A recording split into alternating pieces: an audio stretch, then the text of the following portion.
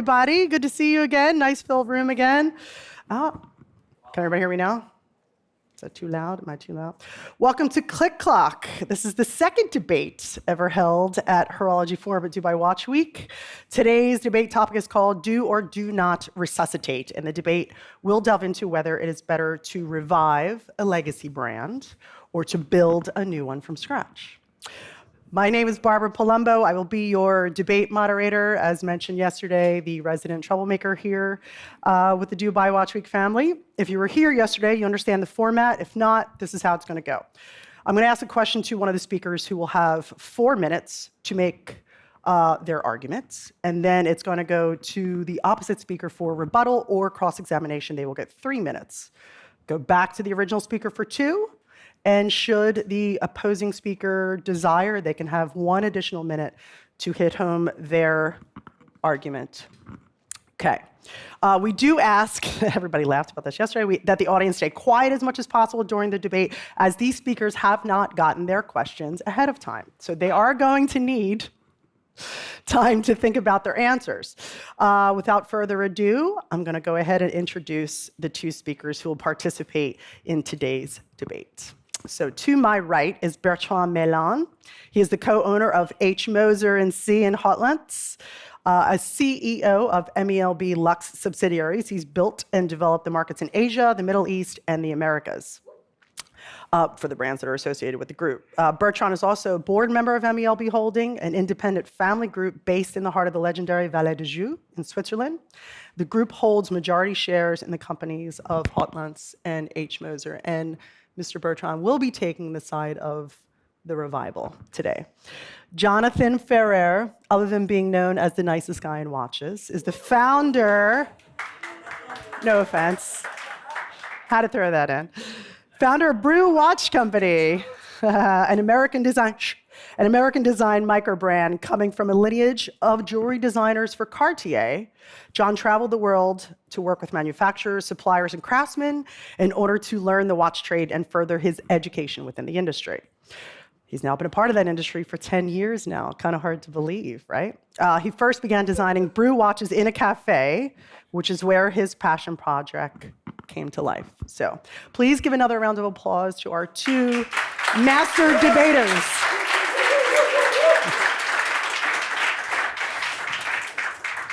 Okay, you ready? You guys ready? First question's going to go to John, because youth before beauty, or I guess I think you're younger, right? Is that how it's going to go? You can't tell by looks now.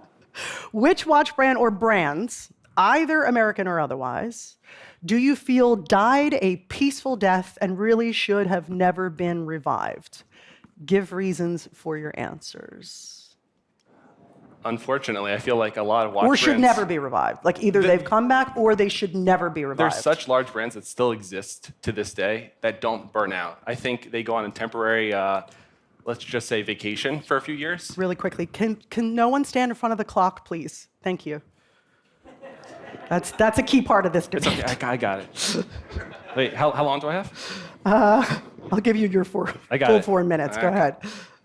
So main question being, has there been any watch brands, big or small, US or abroad, that have essentially burned out over time with good reason, that should not have come back? Yeah, or ones that have died out that should never be revived. I might not make friends here, whether or not you know them. So there's big box brands like a Fossil, for instance. They're doing amazing things. But they're more mass production. And so I think when you look at a huge, I would call it a corporation, so to speak, for a Fossil, they're making a checklist of a watch for a huge market. And at that point, they have no design. Although they have a huge design house, they're making a checklist of what people are asking for, what the trends are.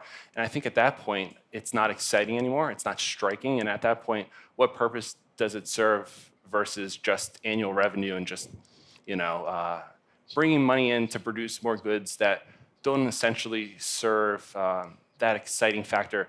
Maybe I'm speaking from a watch enthusiast bubble, but I don't see that serving a greater purpose, such as maybe an independent watch brand that's pushing the envelope in terms of ingenuity, innovative new materials and such. They see smartwatches, they're exciting, so they produce smartwatches the You're next season. avoiding the question. The question is... No. No, you're avoiding the question. I got 2 minutes, bring it. Apparently the debate's going to be between me and these two guys. No, the question is, a brand that's died, let's say like an Elgin or an Illinois watch company, But and like they're I said, it could still be American around. or the American or all that, where like, I'm giving an example, like Yes. when you go back and think about it. Any brand that used to exist that you think, you know what, thank goodness they don't exist anymore. Hopefully your family doesn't come in and try to revive them. Right. Okay, No offense. I'll try and think of like brands that have Not died taken. out. It's really hard to pick that checklist. I know new brands that have died out, but like those are micro brands. So it's like, Okay, go for it. Oh, I'm gonna make some friends here. Oh, let's think. We're not here to make friends, buddy. Oh boy, definitely not. You got 1 minute. There are those checklist micro brands, and I can speak to this truly, that have come into the market. And again, it's the same rinse and repeat process. They see people are asking for A, and they deliver A. And it's a seasonal thing. It's in a rinse and repeat. And again, that is a category that I don't think serves a greater purpose. I am in the micro brand space, but I'm marching to my own beat right now, and it's exciting. And I was speaking earlier, Max Booster made a good point. He says, if you start delivering products that people are asking for to a T, you cease to exist, because at that point, they're the designers. So you, as the design house, as the watch brand, what are you delivering? And so I think in the micro brand space, that's why brands come and go so quickly. They're delivering things people are asking for. All right. Bertrand, My would you turn, like to cross-examine or give a But rebuttal? he didn't completely answer the question. I so know not, he did. Not that Thank easy. you for Tess. Not that easy to. We come now into. have a debate, ladies and gentlemen. This is the way it goes. And to go opposite, first of all, I think I'm here to try to argue with Jonathan, and so I'd rather, as a bit political side, to say nice things first. And I think the good thing is that we both quite different in what we are doing, but at the same time we are in the same passion, and I think that's what reunites. So now I can start to argue against you after saying some good things about you, and what you have done in the last 10 years is 8 years, I think 7 years, is amazing. So yeah, you did not answer, so now I will try to argue on another side. It's in the 500 years of the watch industry history, etc. It's been through a lot of cycles. It's been through a lot of different brands that have been created, different families. It was very family business orientated. Especially, I'm here to defend, our family are hardcore defender of the Swiss watch industry and the Swiss watch, the Swiss watch savoir-faire. And through all those years, those 500 years, there was a lot of crises, a lot of different businesses, especially during the quartz crisis. I think 2/3 of the watch industry, of the Swiss watch industry, disappeared, with over 1,000 brands that during that time that were amazing brands. Maybe not all, like today not every brand are amazing, but a lot of amazing brands that disappeared during that period, when everybody thought that mechanical watches will be disappearing. And you see, 40 or 50 years later now, we are in a room on a Sunday afternoon with as crazy as us people listening to should we revive or not a brand. So it shows that the watch industry has been building from the quartz crisis. But I still think we are coming out of that, when we are still smaller industry today than we were at the moment of the quartz crisis. And all those amazing watchmakers from the 18th, 17th, 18th, 19th century that have created what the watch industry is about today. We are not revolutionizing the industry today. We are still a lot based on what they have done. Deserve that people like us and like others try to have their amazing name, everything they have done, their heritage, their passion brought back to life. And I think that's something that is part of what the industry is about. It's this heritage that we are all very proud of. As a Swiss guys born in La Vallée, I'm particularly proud of this heritage. And I think it's our legacy to try to defend that and brought that to life through reviving certain brands like a H.Moser brand and plenty of others that can be. All right. John, 2 minutes to reply to what Mr. Meylan just said. So what examples have there been of watch brands that have gone under that were actually brought back in a necessary fashion? Was it Moser type of brand? Was it others? And what reasons were the revival actually Don't look better? at me, look at him. You're debating him. Yeah. So talk to him. I I'm do just- wonder, I'm just a question when you answer. do revive these brands, let's just say they've been around for over 200, nearly 300 years. When you step into that position, because that's a huge responsibility, what do you say to yourselves when you take the responsibility that how are we going to do it differently? Versus also like starting a brand from scratch. Why would you want to revive an old dying brand? Are you asking him? Yes. You have 60 seconds to respond. I believe, and that's the beauty of the watch industry, both can work. However, like I said, I believe a lot of what we are doing as, again, a Swiss watch manufacturer is to protect what has been created for centuries. And through using names that have been part of creating what this amazing industry is about, help revive those brands. Like I say, over 1,000 brands that disappeared during a period of 10 years deserve, and when we thought the full industry will during that time probably disappear, and then thanks to some crazy passionate people in the late 70s, 80s, like Mr. Biver, Mr. Piguet, that relaunched the brand or revived the brand like Blancpain. It helps to have this amazing industry today. Without this passion and people that believed there was still possibility to make mechanical watches, it's probably our industry, our specific industry, will have been taken by others. And we are still in a world today where we still have to defend this industry. There are smartwatches that are here. In the same time, it seems that the mechanical industry has never been so looked for, or research and all the brands behind has been growing extremely well in a momentum where there is, at the same time, Time's one of up. the biggest. Your time's up. Give me 1 second. Oh, I won't take the minute. Don't you pull a Fiona Kruger on me. Don't you They- pull a Fiona on me. Like I said, where I'll we give need you to 30 defend seconds. ourselves against not those sort of product as well. And that goes through creativity, protection, heritage, and all that go together. Well, the reason I was trying to also cut you off, other than that's my job, is the next question is going to go to you. And I think you can continue to apply the waxing poetic to this question as well. Which brand, watch brand, or brands that did die a peaceful death do you feel could be reinvigorated and rebranded to become successful again under the proper leadership? Mention names. Okay. There are some that I believe more or less disappeared or been mismanaged, and that I think have amazing potential for their heritage and what they have done. Typically, Universal Genève, I believe, is an amazing brand that, if properly managed and with new creation, etc., could have been brought to life and brought. But at the same time, there are, and that's where I might not use name. There are some brands that I believe could be more energetic, You don't want to mention names more because you're thinking about resuscitate. reviving them, aren't you? So you don't want to jump the I gun. believe there are some that will be amazing with the history they have, with their, I'm not using name, with the past that they have, they were pioneers of the industry that are not today, and that, unfortunately, they, yes, under maybe different management or under more freedom in what they can do.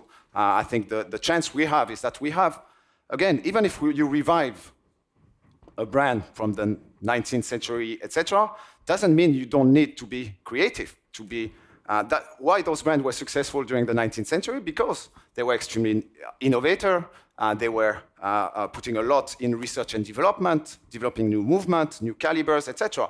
It's our role, even with using the heritage of an existing brand, to continue to innovate for that brand, to continue to bring new materials, to continue to bring and develop new calibers, etc. And I think it's very important that we we do that, and I feel, and I think maybe some other people in the room feel as well, that some could do a bit more of that, of more excitement about the brand. Okay. I'm all right. You still have 2 minutes. Are you done? Yeah, but I used. You want to sing? I like sing a my song, colleague anything? on all right, John. arguing on that. I didn't 3 hear minutes. any brand names. I used one. You're gonna get cocky now. John, you have 3 minutes for rebuttal. Well, here's something I've noticed in the watch industry. Whenever you see new ownership, for instance, Breitling, you saw that change hands. I saw what I see happens most often, and they go straight to the heritage. They go to the historic lines, and they say, well, let's go to the archives, bring this back. And I say to myself, is that innovation, or are they just replicating something that they knew worked well, just like fashion? And they say, you know what? It's gone through its ebbs and flows, and maybe it's time that it'll work again. Now, is that a cop-out? Is that an easy move? Or do people really like it very well? So in that case, was it worth new ownership? Was it worth the time and energy to just say, you know what, we went to the archives, we changed that 38 millimeter case to a 42, we spiced up the dial, and now it's innovative again. You know, where was the innovation there? And was it worthwhile for the public, for the company itself? You know, that would be my question. And that's why I like new brands, because they don't have archives to reach into. They don't have a back pocket with little secrets that they can reach for. Everything is brand new, fresh. Of course, there's references all around the world, but it's a blank slate. And that's why it's exciting. There's no handouts. Not saying, you know, going to the archives, reinventing what was old. It does take effort. It does take new engineering. But I just haven't seen that in the watch industry, especially when I see resuscitating old brands, reviving new ownership.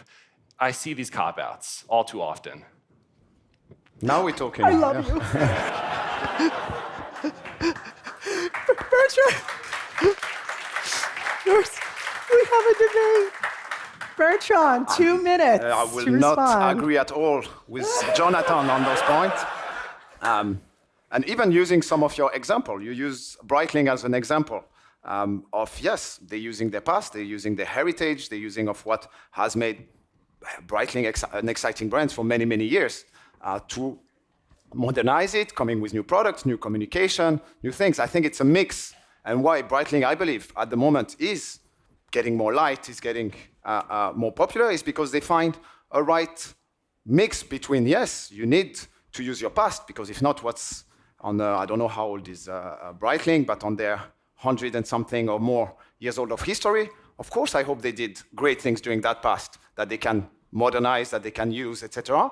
But it doesn't mean, and at the same time, I believe every brands that are successful today, they're trying to find a good mix between using your past and finding future products, developing new lines, developing new partnership, new marketing ways of promoting the brand. And it's a package at the end that you have to find between the heritage side, that of course, believe is very, very important, and making it a modern piece. What we try to do on our side is really, we try to take a very traditional sort of finishing of movements, traditional products, but at the same time to make it more modern, more attractive to younger crowd, to new potential collectors.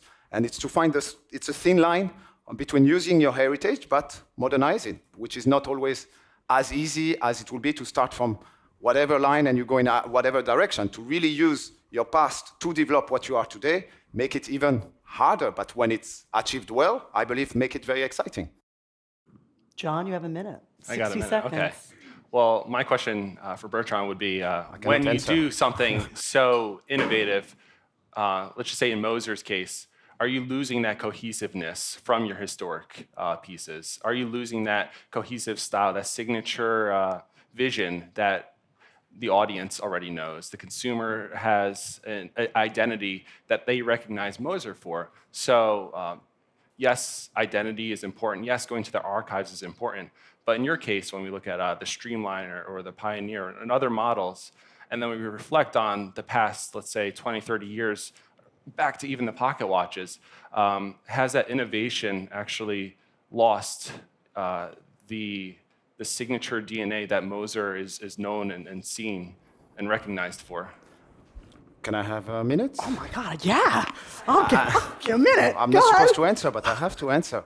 Yes, again, as I mentioned, it's not because pocket watches are not the most popular watches today, you know? And that's what was making Moser popular in the 19th century. So of course we cannot base ourselves only on that. However, we are using same finishing on our movements that were used 200 years ago. We're using the hallmark of the families on all the Moser since 1828. They are part that we are reusing that is part of the heritage. At the same time, coming with new line, like you mentioned, Streamliner or Pioneer, that modernize the brand. Of course, you need to constantly, one way or another, modernize the brand. If not, we won't go forward. So it's always find using the past for our product and the finishing and the tradition of watchmaking that we find in all our products with a more modern design that can speak to a different audience and another audience. I'm going to give you a minute too if you want to. We can clap for that. Thank you. If you want it, you can take another minute. I will end with you. Don't you ask me for another. I'm fine as long as he I'll doesn't end with ask you questions. If you want to respond. No, it's. You don't have to agree. So if you don't agree. I don't agree. Oh my gosh, no. See, the thing that bothers me, and I question you, is are you going to history? Let's just say we're reflecting on the past, right? We have archive pieces. You revive them, but then are you only designing for the trend in the moment? And is that important for the market, or is that more important for your brand? What That's side are the you leaning opposite on? for a revived brand. He's asking a question. He's not finished. But he's asking a question. Shh, go ahead. So are you essentially, are you giving away your brand identity for what people are asking for innovation purposes? Are you losing your cohesive brand signature by designing for the current time period? You said, of course, pocket watches aren't important now, but when you jump too far from your history, what you're known for, are you actually giving up your DNA for, let's just say, what the consumer is asking for, that checklist of maybe a modern, innovative timepiece checklist? Are you okay with him answering your question? That was a question, and we can finalize that. Do you want? It's okay. We Yes. can move on. Yes. It's okay. Yeah, it's okay. So we finish on this point? Okay. All right. You know what? Let's move on. We're going to move on. So the third question is going to go to you as right. well. Okay. But thank you both. That was fantastic. Do you feel that when a brand is resuscitated, is it better that the new owners should pay homage to the legacy, the DNA, and the designs of the original, or that it's safer to use fresh ideas, different designs, and concepts that pull away from the original more than they do reflect it? Explain your answers, please. In everything we do today, we try to think that it's a product that Mr. Heinrich Moser will be proud of. As Jonathan was mentioning earlier, yes, the trends, what people want is very different from what it was 200 years ago. However, with how we are modernizing the brand, we still need, and we think on every product we are working on, that yes, it's keep part of the DNA of the brand. I think the strength that we have today is that throughout all the new collection or all products we're launching, it has a strong DNA of what H.Moser is about. And it's something that is extremely important for us on every product that we will work on. Of course, at the same time, as I mentioned earlier, yes, they were not doing fumé dials or our sort of dials or colors or things like that at that time. That's something we brought. That is also, I believe it's our role with my brother and myself to bring our own personality of what the brand should be today.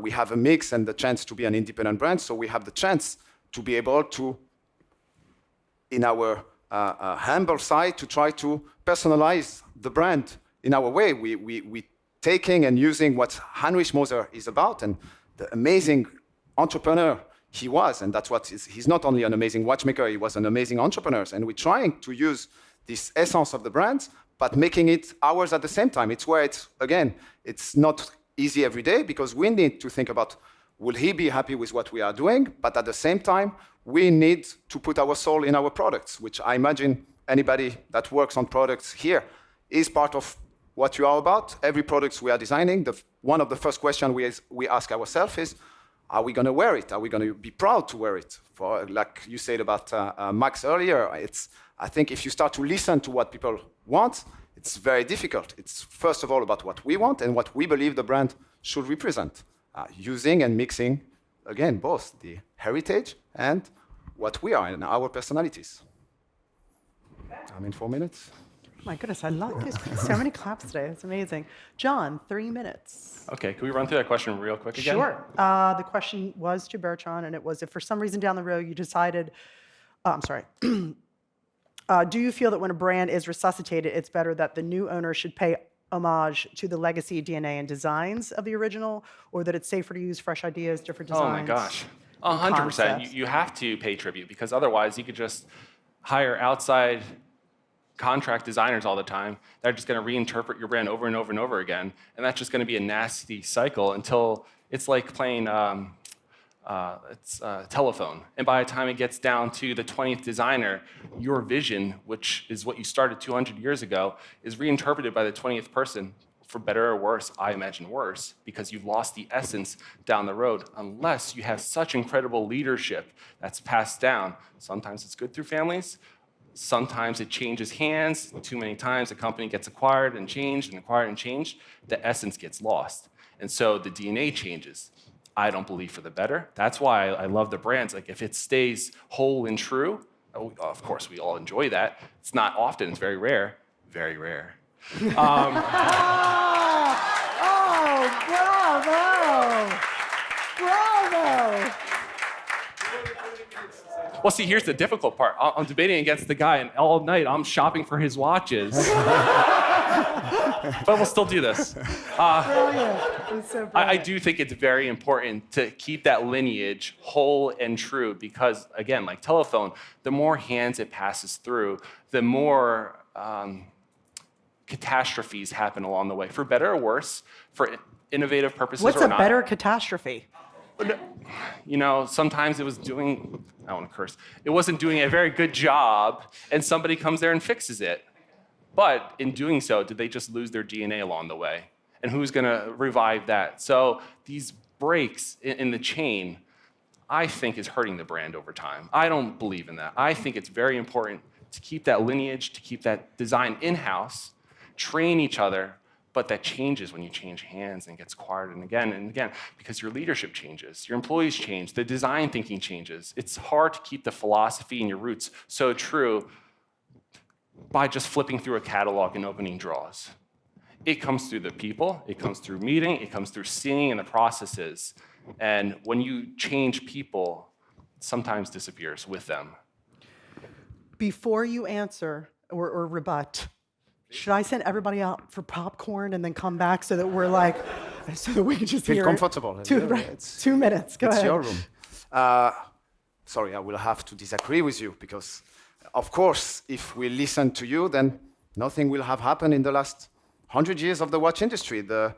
Imagine if George Gaulle from Audemars Piguet thought like, oh, I have to keep exactly what we have been doing for the 100 years, and we won't change anything, and not call Gérard Jontat to say, I need a watch that is completely different. We need to use material we never used. We need to use a design we never made. That is nothing to do with what they were at that time.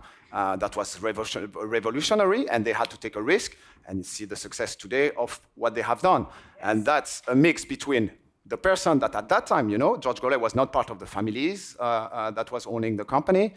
He was, I don't know, he was 20 years or 30 years at the head of Audemars Piguet, and through his legacy has been to evolve the brand in a new direction that have today more or less revolutionized what the industry is today. Maybe it will be different in 50 years and we would have forgotten this era, but the era he created through challenging the DNA of his brand has offered one of the best watches that is today on the market and one of the most popular watch that is on the market. So it's to find a good mix between both. Thank you. 1 minute. Yes. Were you finished? I'm finished. I'm Okay. finished. Well, Thanks. to say innovation doesn't happen unless you have new hands in the room or new heads in the room, I don't think that's true. I disagree. I think you can still have innovation with that lineage because you have references all around you. If you're out there and let's just say you're in the design room for Porsche and you're looking at Audi or you're looking at Lamborghini and they're saying, oh, well, they're coming out with new engines, new wheels, new alloys, new materials. You're not going to say, we're just going to use the same materials and engines all day long. So you have references of innovation all around you. It's going to continue happening naturally if the company wants to exist. So to say you need new hands on product, you need new heads in the room for innovation, I don't think it's true. Yes, you will see a jolt, a change, but that's natural because you have so many new hands on the product that have never handled it before. So just because you see an immediate change doesn't mean it's good. That's all right too. Yes. All right, I'm gonna ask the next question. I'm so excited. John, you get the next one. If for some reason down the road, you decided to put an end to your watch brand or sold the, hypothetically, let's say, okay, or sold the rights to it to another company that eventually drove it into the ground, and decades later, someone or some firm was interested in reviving it, but only if they could change the design and core elements that made it successful in the first place, would you support it being revived? Oh gosh, no, you know why? Because half the time, the reason I'm here designing watches is because I think most watches are god-awful. And so like, there's a great percentage chance that it's gonna, even if it does win, it's gonna be ugly anyway. So would I be happy to see this? No, I'm not gonna turn blind. I'm gonna go on Instagram and see it regardless. It's gonna know I'm looking for it. And so if it was sold down the road, it died this or that and got revived by someone else, would I even be interested in that at all? No, I would just hope it would burn to the ground and I would never have to see it again. Just let it go as a legendary brand that lived its life. And it does not need to come back. I think sometimes when things burn out, it's for a reason. And to say I need to pick up this name to be successful or do something better, I don't believe in that. Why not just create, sometimes if the infrastructure is there. So to purchase a brand for infrastructure, for employees, machinery, operations, and processes is different. But to simply buy a brand for design, trademarks and names and such, I think is just marketing ploy. It's disastrous. I don't believe in it. Let it burn. I'm going to follow up actually on that a little bit. But what if this imaginary firm, we'll make up a name, Smotch Group or something. Sure. What if they said we'll give you a butt ton of money.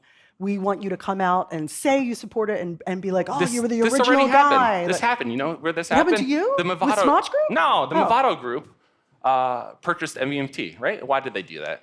Do they need this young teenager watch that's like hip and cool? No, they bought it because they know it was doing really well. Movado had no social media gathering like they did. They get it for the data, they get it for the average designs, and they push it. Movado, it's been around forever. Do they need the rights to MVMT? No, they saw something that was cute, it was hot. Now, if I was the owner of MVMT, would I say, oh, sure, you can buy from me for X amount of money, and I'll be the head figure to say, yes, this is still a great product, while they run it into the ground and eventually merge it into their giant monster, you know? I don't think so. Okay, Bertrand? Sorry, Barbara, but it's difficult to completely disagree on this point because, yes, I completely agree that if somebody You guys have been so good, I'll let you go on this one.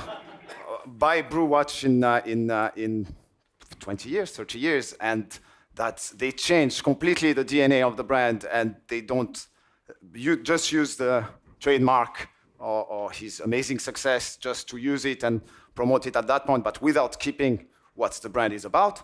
First of all, I don't believe it will be successful. And we've seen that. It exists today. There is quite a lot of people that try just to buy an existing name that was famous 200 years ago, try to put two things together, and just don't even assemble, just ask other people to do things for them, do a bit of marketing, and try to sell. I think that's what is dangerous. Walton. Sorry. I figured I'd do that again. I think that's dangerous for the industry, because then it's not what our heritage is about, it's not what the brands are about, and you will lose the passion of collectors because they will not understand anymore what we are trying to present. So yes, I will have very tough moment to argue on Jonathan's point on this one. Would you like to be really nice to him too while we're at it? We're You've gonna, got 2 minutes to respond to that. He agreed with you, so. then I'm going to agree to myself. It's all good. We're just going to go to the next question. All right, John, this is also going to go back to you. Do you feel millennials and Generation Z, now they are different, but still, again, kind of the hot discussions these days. Do you feel millennials and Gen Z care more about purchasing newer, affordable micro brands such as yours, which was started by someone their age, or because of branding, they're happier to go with a revised company such as Moser, also run by people their age? Actually, yes, that's interesting. Thanks. Great question. I love this. I will say the millennials and younger generation, they are more well-equipped with information on how watches are made, where they're made, why they're priced. It's very apples to apples for them. They're so well adept on the internet, they can look all this up, and they're pretty darn good at it. Now, the question of, would they rather buy a micro brand because they can maybe connect with me by my age or the engagement that I would deliver through that system? Or would they go to Bertrand with Moser because they know that brand, it's special, it's luxury, it's super aspirational?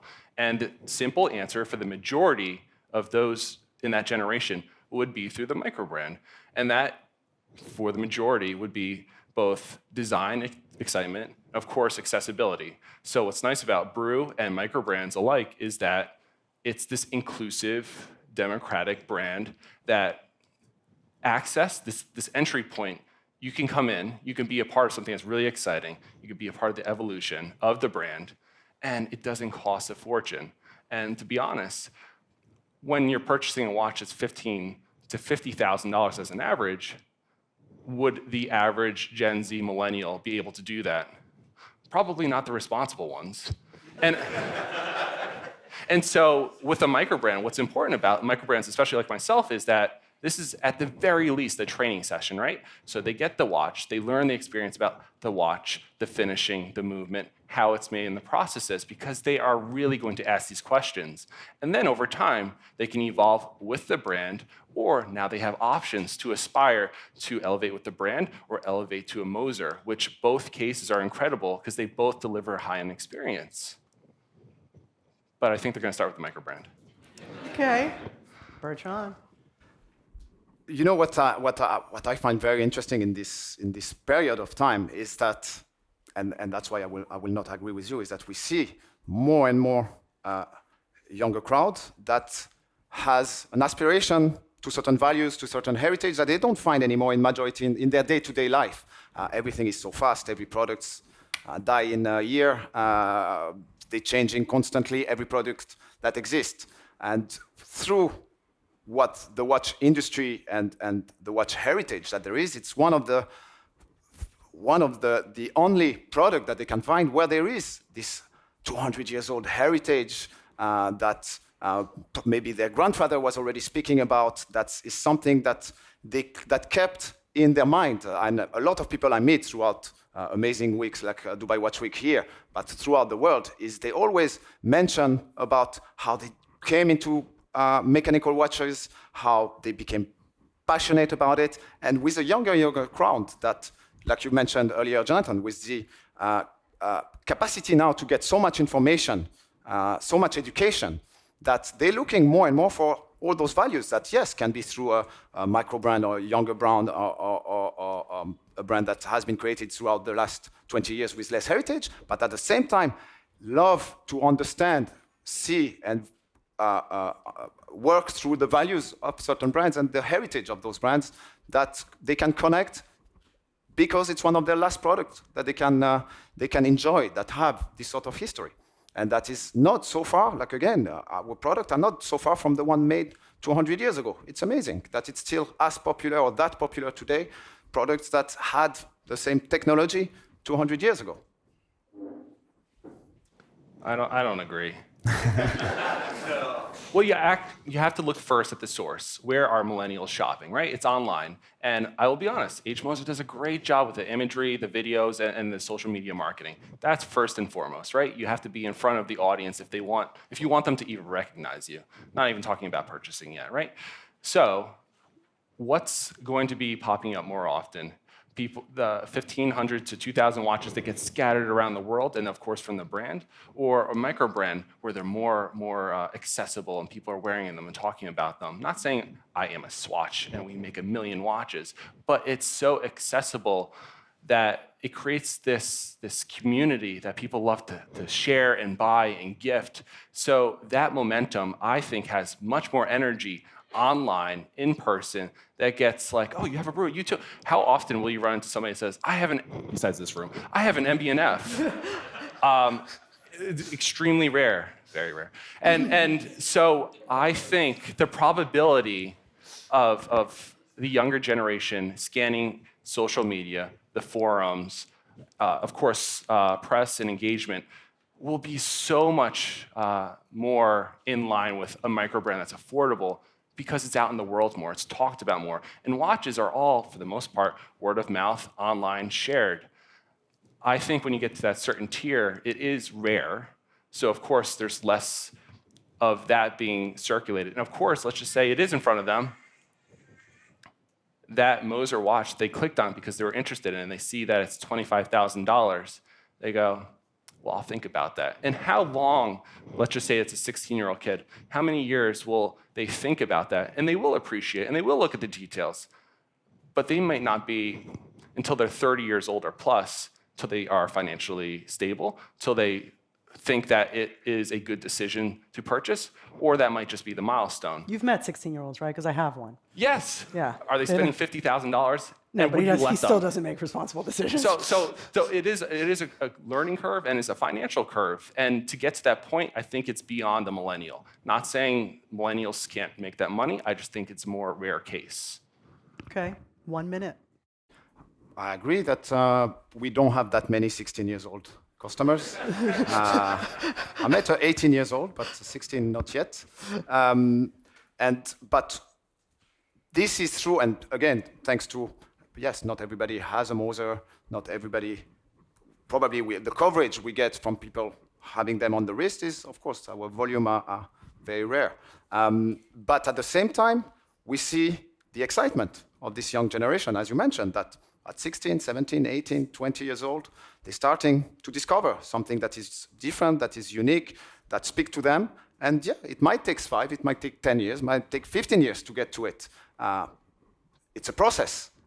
But I still think that in the meantime, they get the interest, they get focused on one day, I will have this watch. One day, this is something I'm dreaming, and the day that I will have a special milestone, I will have a raise at work, I will have a special bonus, this is what I want. And that's, for us, what is very important through the communication of what we do and how we believe we can speak to every generation today. That was really good. Thanks, guys. That was fantastic. Okay, I am going to go with one final question, and Bertrand, it's going to go to you. Obviously, it's going to kick back to you. This is really for both of you, but I'm going to ask you and let you start it off. With a brand like Omega joining forces, obviously, with Swatch to create an affordable Omega-looking watch for all, or even the introduction of the Mad 1 edition watches, would you ever see a company like H.Moser joining forces with a micro brand like Brew or others to put forth a timepiece that would be affordable for everyone?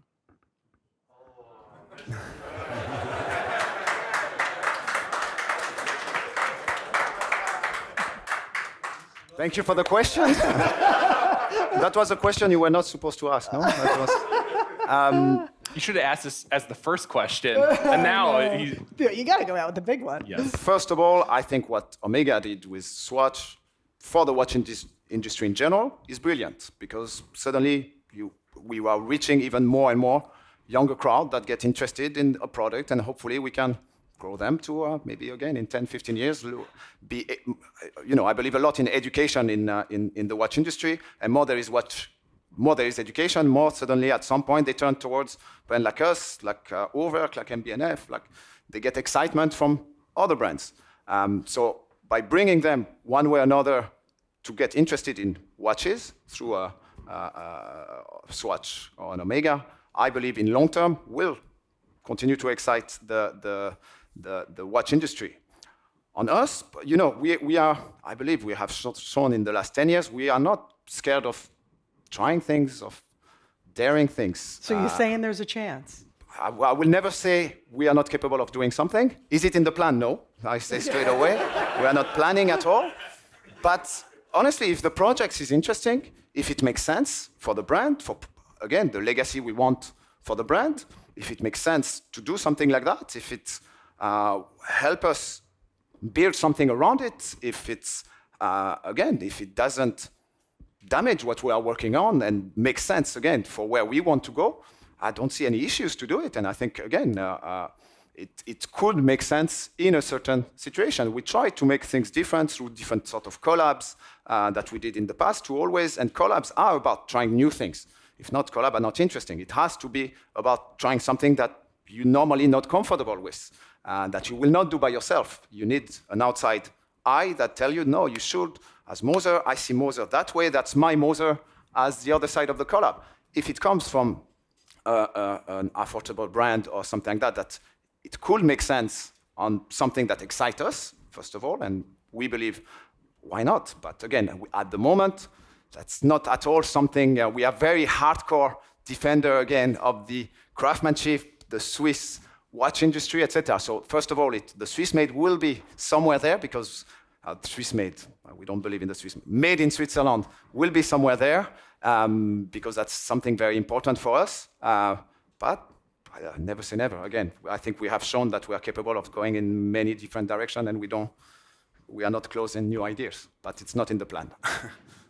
John, would you be part of a Brew Frankenwatch? What do you think? Would you like to do something like that? I think what Bertrand said it makes sense. It has to make sense, and it can't dilute the brand and its integrity. So as long as it makes sense or there's added value, not just cross-promotion of audiences, because that's like the simple, silly way to look at it. Like, oh, we're going to have X amount of audience members going to look at both of our brands. It's so short-sighted. But if you say, all right, we're going to work with a brand like H.Moser that does beautiful dials, incredible movement finishes. Now I can compliment you. It's the end. And like incredible design work. But another brand, let's just say Brew has great design details, great storytelling, great ways of maybe telling time or tracking time in a different manner. Something very significant that could add, or maybe there's a material specialist that could add value to the brand that they didn't have foresight to do on their own. That's added value. The idea of cross-promotion, just for marketing purposes, old news, short-sighted, not a win. But would I? I'm honored to be even on a stage right now with you two. So yes, of course I would, as long as it makes sense. So it's one of those, it has to be a strong concept where both sides are really adding value, not diluting the brands, keeping the DNA and everything intact and stronger than ever. I think we agreed on this one. So Can we just give a huge round of applause to these two? That was so great. That was great. It was so great.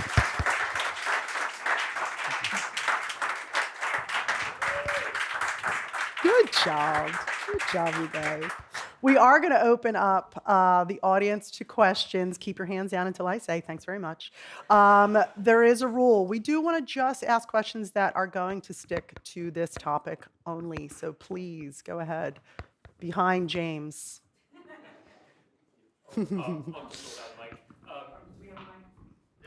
Okay.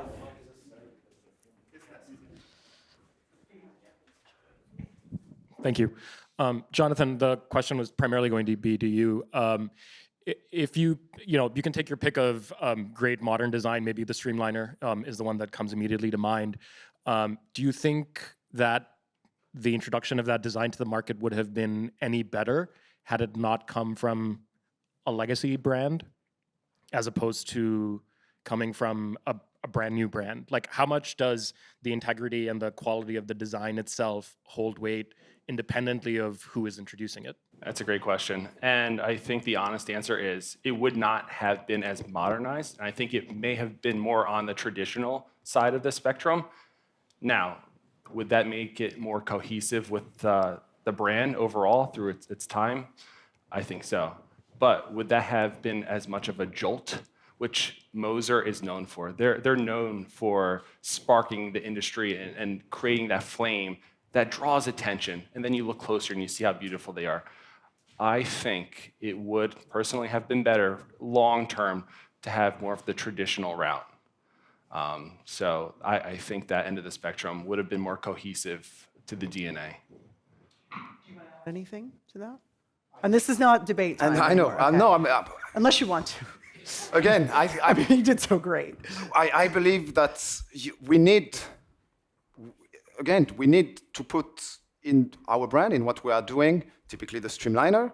That was a very hard watch to work on, typically for the question you asked, because we wanted something unique, something that we believe is Moser and what is Moser today. Keeping part of the heritage, but also keeping of what we have been building over the last 10 years. Yes, maybe it could. Other brands that are independent new brand could probably have done it as well.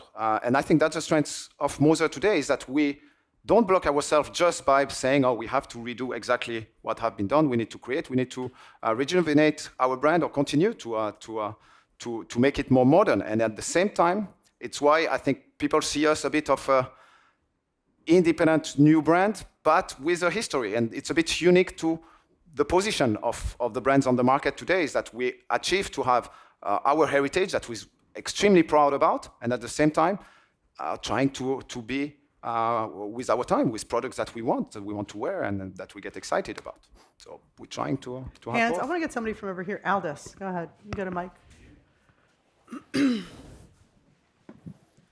What's up, friends? My people.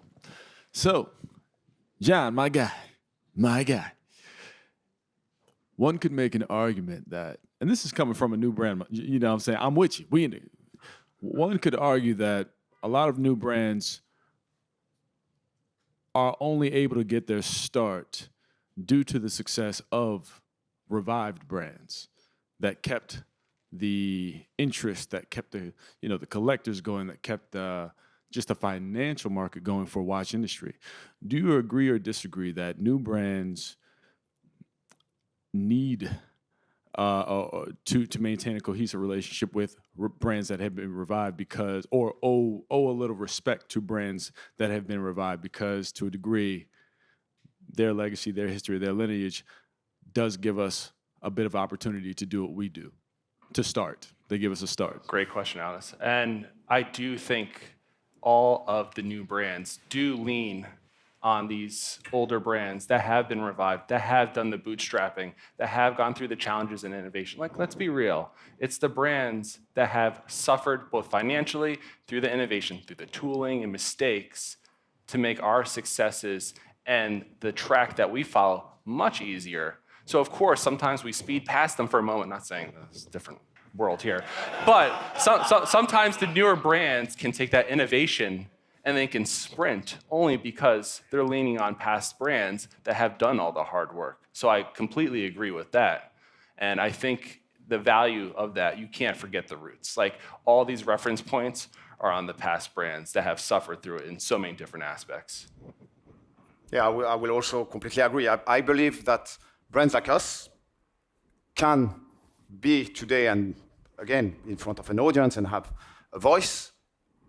The stronger brands like Rolex get, and make, especially for us Swiss again, is the stronger Rolex throughout the world say, look, we're making amazing watches, they are Swiss-made watches, they're amazing, you should all wear those watches. The more people get educated, the more it will come to us. We need, the strongest the industry in general is, and the leaders have to be strong, and the legacy they bring in with them and everything they bring in with them, the stronger they are, the more we have brands like us, both of us, can build on those foundations. So yeah, we need what they have been created, like you said, all those many years of that were not always easy, to where they are today, and the strongest they continue to be and promote a beautiful industry, the more it will give space to players like us.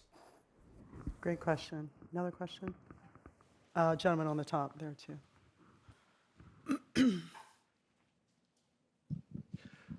How does a legacy brand and a new brand approach the problem of the next 20 years, the next 50 years?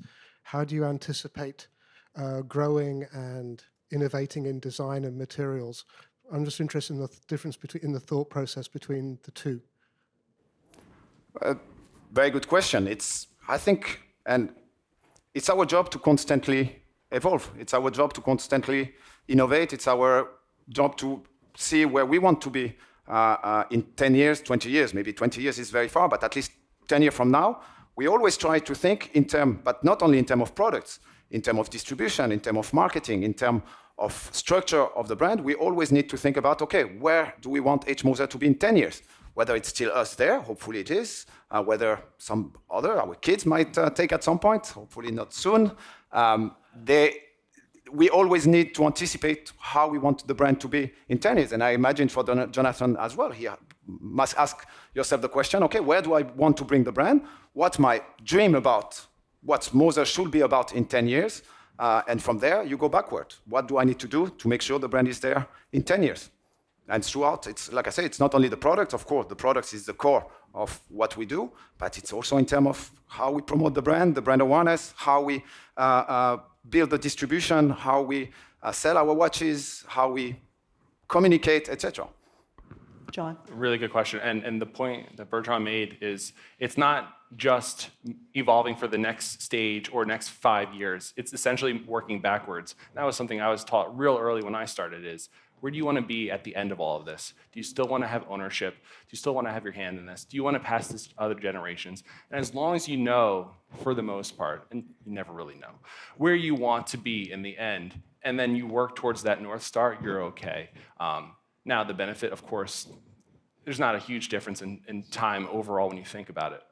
Yes, I have less red tape because there's less people involved, less bureaucracy, so to speak. Even though at Moser it's not a huge team, there's more people involved at the moment. I think the same rules apply as long as you know where you want to be in the very end with ownership, design, and just final fulfillment overall for the brand. That is your North Star. And I think that's the same for a legacy brand and for a new brand. That's your direction for both sides. That's great. We probably have about 2 more questions. Suzanne? James, I just want to give somebody else a shot. I know you're always right there, buddy, but I'll make you the last one, all right? Hi, great debate, by the way. And Jonathan, this question is for you. I agree partly with your fundamental position that if a legacy brand is brought back in a bad way and it's badly executed, that's a shame and that shouldn't really exist. That situation should never come to pass.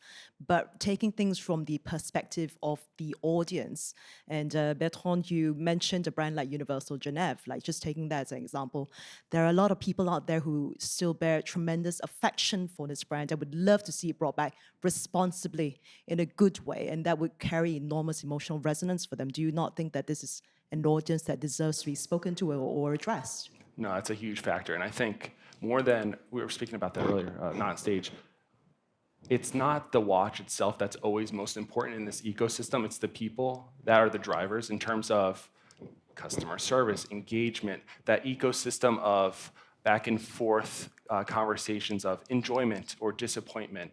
And of course, the disappointment would be extravagant for a large brand such as Universal Genève. And so yes, as long as it's done ethically, because how many people get into this industry for financial purposes? You get all these accountants that say, let's invest in this good opportunity, versus how many creative people say, what are the true roots of this? And how are we going to make it revived and better again? It exists, but sometimes it's unfortunate when people come in with financial eyes on this, as you need to, but that first. If it's done ethically, and they really want to serve their immediate audience, that loyal group of people, then absolutely. And it should go on for generations, yes. Bertrand, anything to say to that? And jumping on Universal, it's what happened actually with Universal. It went, I believe, not in the right hands, that we're positioning it completely different from what the roots are of the brand. And slowly now, I don't know if it still exists or not, or if they're still producing product, I don't think so. Because, I think people were trying to do quick bucks on it, not building the foundation of how reviving the brand, and slowly, unfortunately, an amazing brand like this doesn't exist anymore, or doesn't really exist anymore.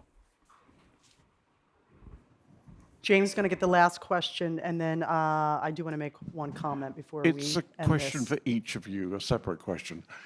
Jonathan, assuming that your business continues to do well, and in 5 years' time you get a phone call and a voice says, "We love what you're doing with the brand. We think you're an ethical, good guy, and you're doing. I represent the Elgin family, and we'd love you to take over the business." What would you say? Take over the Elgin business? The brand. Oh, I have no interest in that. At this point, you get to that point where you're so numb to it, you do enjoy your own passion, that route so much. So I don't want to say if somebody gave me X amount of money that, it wouldn't draw my attention for a moment, but there's not even an ounce of me that wants to jump ship. My favorite brand actually got me so encouraged from storytelling. That's why I love Fiona's brand so much. Van Cleef & Arpels and Fiona, and Van Cleef, they do such a great job of this poetic storytelling on their watches. And I said to myself in the first few years of Brew, I said, no, if they contacted me, maybe I'm in the spotlight now. Maybe this will be my chance. But now that it's at year 8, I'm so solidified in what's been created that I would never, never, never jump ship. Now, they say never, but my heart is in this like never before. And I feel very fortunate to even be in this position. There's no money, no other opportunity that would turn my eye to another direction right now. Oh, I love that. All right. James, you had one question for Bertrand. For Bertrand, the question is, here you've been talking about heritage, but on the other hand, you also own the Hotelands brand. How would that, if you were here speaking solely as the owner of Hotelands, how would that have changed any of your replies?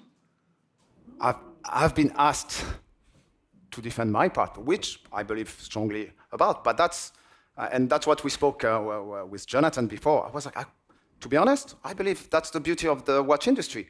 Both sides are important. You need new brands, you need new creation. Hotelands, I believe, when it was created in 2004, it came with new way of reading time, was different. I'm a big admirer of Overeck work, of MBNF's work, of all that.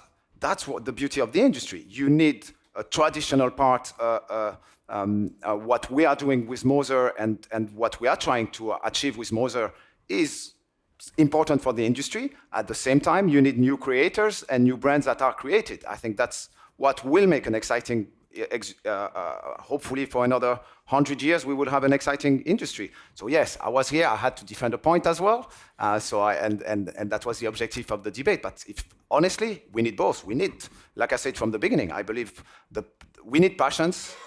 Somebody like Jonathan, and as he answered, I think, and just to complete to his question as well, I think if you think about like, oh, I'm building that, but it's to sell it one day, you don't work the same way. We have the chance to, like you say, you cannot never say never, but should never be the objective. It should be about the passion, about what we are doing, and in our different ways, through how he built his brands, through how we revived, or we were in the process of reviving. It's how it completes an industry. He's in New York City doing, we are in a small town in Switzerland doing. That's healthy to have those sort of examples. That's healthy to have people excited all over the world. Hopefully, like he mentioned earlier, through people exciting and starting to buy Brew Watches, at some point, they come to us as well. It's how it works. We work together in trying to get the passion. The passion is important. Well, I believe I speak for everybody in this room when I say we are so excited Dubai Watch Week came to our country. We are so grateful to Ahmed Siddiqui and Sons and the whole Dubai Watch Week team and crew and Hind. Thank you again for inviting me. Thank you to these amazing panelists, too. Thank you. Thank you. Thank you. Shake hands. Shake hands. Thank you, John. All right. This is it. Thanks for moving to New York.